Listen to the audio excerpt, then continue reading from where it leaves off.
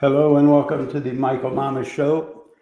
I'm your host, Michael Mamas, and we're coming to you from Mount Soma, home of the Sri Someshwara Temple in the mountains of western North Carolina. I had a nice morning already. Some students and a couple of faculty came from Duke University. They stayed overnight, and then this morning, first thing in the morning, I met with them. And I enjoyed it, you know. I enjoy talking about the knowledge, and I enjoy new groups. I used to do a lot of lecturing all over the country, and post the COVID thing, I stopped during COVID, and I haven't really resumed. Maybe I'll start up again, maybe in the spring. I don't know. We'll see. But they were a group of Hindu students, and you know, the field of Vedic knowledge and Hinduism and all that, it's just so vast that can be approached from so many different angles. And the angle I approach it from is sort of, well, you know, they talk about bhakti yoga, which is devotion, you know, and cultivation of the heart.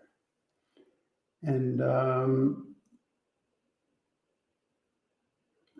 it can be considered a path to enlightenment, and there's validity to that. But even more so, really, bhakti yoga is a path after enlightenment is attained. Because before enlightenment, to varying degrees, and I mean, so it can be profoundly refined and tremendously deep. Or it can be, you know, superficial emotions, you know. And you'll see that in all religions, not just Hinduism, but devotion in general. Oftentimes it amounts to sort of an emotional catharsis or an emotional indulgence of some kind. But real bhakti happens when a person is established in Chaitanya, established in the Absolute, and then those fluctuations of the heart are communed with at the very deepest level of a person's being. And so that's what I call real bhakti yoga, because if it's done, lack of a better word, prematurely, then it can become a fanning of the flame of emotional indulgence. And that can actually become a deterrent. It can become sometimes I call them astral echoes, if you will. It's an echo of truth. And like I say, echoes of truth, perceived as truth, hold truth at bay, you know. So when I talked to this group, it was really beautiful. It was inspiring to me. I love talking with them. But I talked largely about the rational component of spirituality and, you know, the transcendent, what the Sri Yantra is, what the structure of existence is, how that relates to being human just on a very daily level. And anytime I speak with Hindu groups, it's always been beautiful. And they've always been very receptive, and if I may say so, profoundly inspired, I think. If for no other reason than the approach that I take to Vedic knowledge, I think it's different really from the conventional approach, you know. And to me, it's fundamental. It's essential. You know, what are the rishis? Where did the Veda come from? What is the Veda? What are the rishis? How did they come up with the Veda? What is cognition? To me, probably the two most important words, one would be Chaitanya, or the Absolute. The other would be actually the process of the manifestation of existence from that Absolute. And the other is cognition. the rishis cognized Veda. They brought their awareness to that deepest level of the self for interacting dynamic, the underlying basis of existence, and allowed those impulses of nature to well up through their physiology and out their vocal cords. And that's the source of the Veda as we know it. And it's the sound of nature. It's the sound of the fluctuations of nature that are foundational to all of existence and birth all of existence.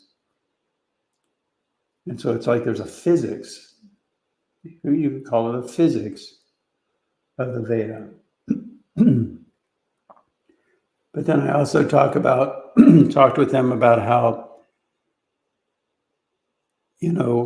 when you talk to another person, you're not talking to the physics, you're not talking to the electrons, protons, and neutrons, you're talking to the personified correlate. And that's what really gives it meaning. And that's the best way to relate and interface with another person. And in the case of the absolute, God, if you will, that's the modality by which we can really interface and work with and function with and employ, for lack of a better word, a technology by which we can employ our communion with divinity and thereby align with divinity and evolve our own life and evolve our culture, our country, our world.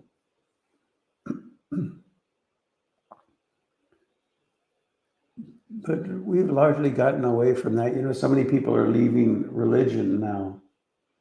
And, religions are basically, in that sense, suffering. And I think it's because the mentality of people changes over time, just quite naturally. And we live in a more scientifically, more rationally oriented world now. We can't really just take things on blind faith. It's got to make sense, And so I think what I offer is that deeper understanding from that angle where the spirituality makes sense, what yagyas are, what pujas are, what Sapatya Veda is, Vedic architecture, why it works, how it works, the entire mechanic, and then the technologies that knowledge will afford us. And I talked to them about Mount Soma and that we're employing a technology that profoundly, very powerfully wells up that divinity, that source of harmony, health, coherence that brings fulfillment to life, to the heart and to the mind. And Mount Soma is a place employing the technologies of Vedic cognition very strictly, but not fanatically, not strict, not in a sense of fanaticism, but in the sense of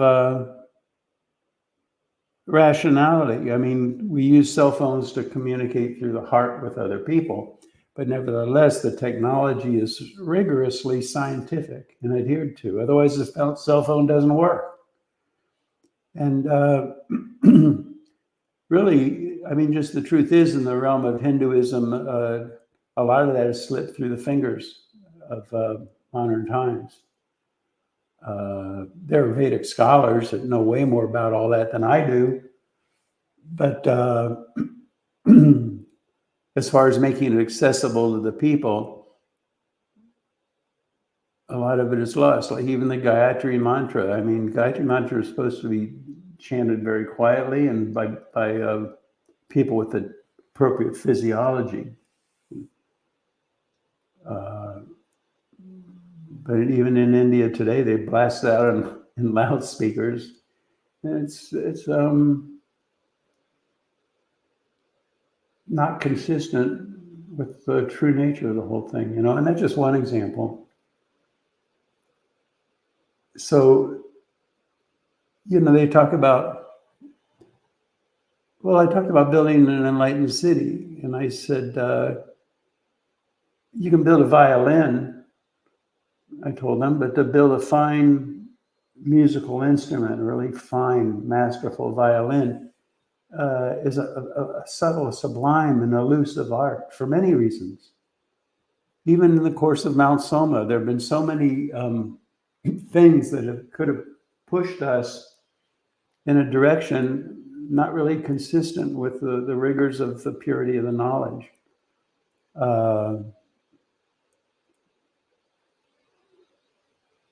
And I think really, I mean, with the guidance of my teacher and with the support of the pundits and their knowledge,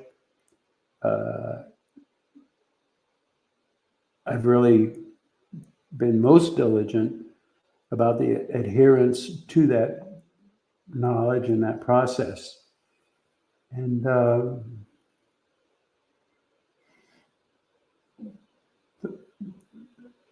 aren't many people, to be blunt, that are knowledgeable enough or committed enough to insist upon that. If need be, then to the point of being offensive and obnoxious. But it has to be done, And so once it's built in, it has to be adhered to. It's one thing to build a fine violin. It's another thing to be able to play it.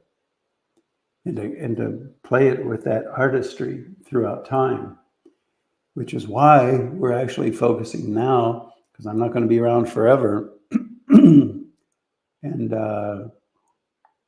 structuring the whole thing in a way that commitment that I have, lack of a better word, exemplified, will continue. Otherwise, not only in one generation, but in the twinkle of an eye, and one poor decision, really, it can be gone. And we're not going to let that happen. I don't mean to be offensive, but that level of commitment to it is rare. You'll find people here and there in their caves or ivory towers or whatever. But to bring it out to the world is most challenging, and that's what we're going to do. Scotty, how are you doing? We're good. It's just listening to you. It was making me think of a few things. It just seems like, everybody needs to take responsibility for their own desire to, I don't know, just like, I don't know how to put it. It's like everybody went crazy. We got to work on ourselves and take responsibility and, seek. Well, yeah, you're so right, but that's like, we don't perceive, we project. Yeah. How we function. And so people have their identities and their belief systems, and they project those onto the world. So it takes a great deal of, I think, as you're referring to, humility. Yeah. To be willing and able to not do that. And, there are people that come here and say, well, why don't we have a Christian church in the middle of Mount Soma? Or why don't we have a Buddhist temple or whatever? Even different Sthapatya Vedic designs, like I've talked about, you can't mix them. And I've said, it's like you can't put a Porsche carburetor in an Ford F-150. Even though I realized recently, I was told that carburetors haven't been around for a long time. Now they're fuel injectors, right, Scott? Yeah. Yeah. So anyway, but you get the idea, Yeah. So we have to be rigorous to a point of firm adherence to the science of the whole thing. And when the left and the right hemispheres of the brain come together and work in an integrated manner, what does that mean? That means the rationality, the science, and the heart, and the interface with the personified correlate to the laws of nature, i.e. the gods, and the integration between those two things is seamless. Because we can be devoted to God, but if we get off on an emotional tangent with it that isn't rooted in the fundamentals, really, it loses its power, and it can even lead us astray. And all you have to do is, look at some of the sects in India, the different tangents, or any country in any religion, and they get off on tangents that are certainly not consistent with the true nature of things,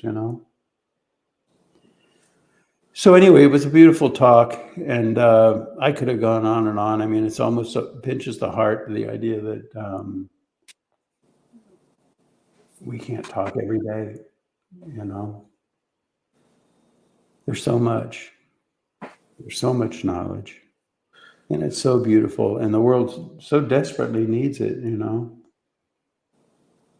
I remember I mentioned to them about cultural integrity too, and the importance of cultural integrity.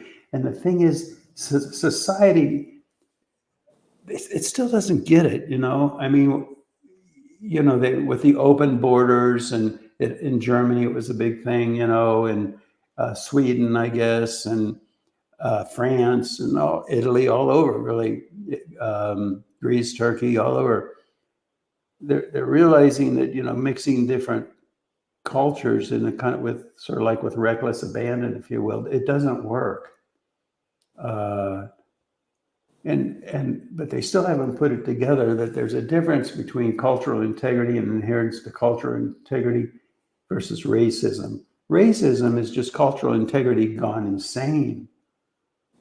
But we don't throw out the baby with the bathwater. To maintain the integrity of a culture of every nation, and to visit these nations and to experience the cultures there. Like, even I remember in Germany, it's distinctively German, and beautiful. And all cultures are like that. And to try to annihilate that or dilute that out or to homogenize it with all the other cultural orientations, as if the uniqueness of each culture is narrow-minded or racist or oblivious or anything like that, is horrific, but common. Right. Anyway, we talked about all of that and more, I guess that's it for now, Scotty. My heart really is still full from the talk I had with them, and I just wanted to share that on the podcast, Anything else, Scotty, before we close? It was also reminding me what you were talking about. It's like almost there's like a cycle of things that have happened in terms of whether it be government, religion, whatever, that there's also a cycle of, a golden age, a bronze age, a silver age, of the people running these things. And it's almost like all these religions, it's like you were saying, is the purity of the knowledge has been lost, or it's not lost, it's like lost to these people that are running it, that people have gone away from, whether it be Christianity, Muslim, what you name it. And now it's like people ran away from it in certain cases, certain other ones they're forcing people into it. It's just all this distortion. And that's what I'm saying, is that's like, we have to, bring it back to its purity for all of these things, it's just nature, Yeah. The electron will always pulsate. The sun will rise and the sun will set. So these cycles are normal, but it's through people, which is what you're referring to. Yeah. It's through people that we bring about and facilitate these transformations. And these transformations, there's flexibility there. It's not just this way or not that way.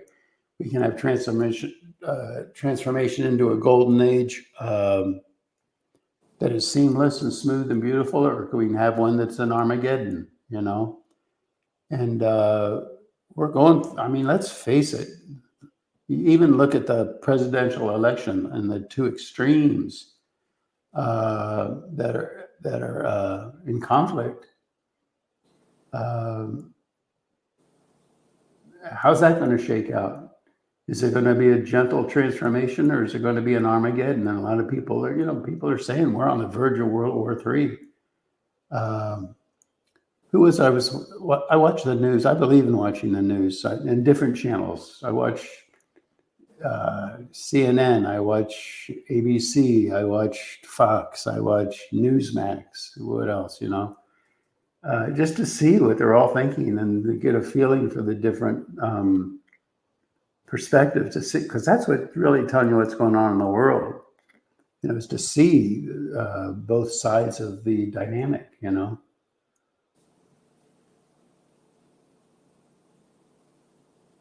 And if the cards fall one way, things could be great. If they fall another way, we could have a World War III, which I don't think is going to happen. But what determines where the cards fall? It's the level of coherence, the level of alignment with the support of Mother Nature, or the lack thereof, that determines the direction the cards fall. And that's why I'm so adamant about let's get this enlightened city going.